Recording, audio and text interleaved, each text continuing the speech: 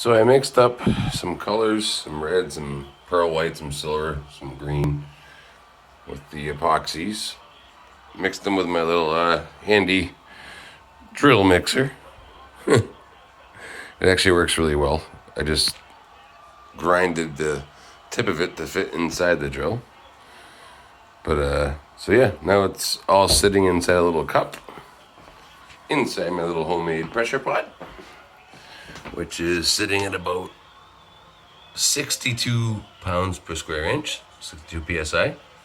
I have that hooked up to my air compressor, which I also have a regulator at 70 because my little pressure pot is only rated for 80. So if you go over 80, it could go kaboom. And that's why pressure pots are technically not legal, or at least not sold. You buy them as a paint sprayer, and you have to convert them by sticking all sorts of weird fittings in, like that one right over there. So yeah, it works though. That's what gets all the bubbles out of the epoxy and makes it look really clear. It was actually really easy to do. So for anybody that's new to this, don't be intimidated. It's very easy to convert it.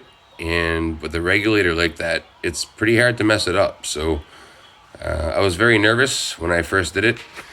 Don't be.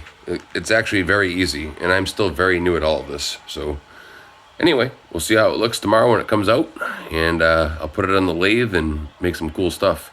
Thinking like Christmas ornaments and stuff, because it's red, green, and silver with a bunch of random exotic woods mixed in with it. So it should come out pretty cool. I'll take you guys along for the ride.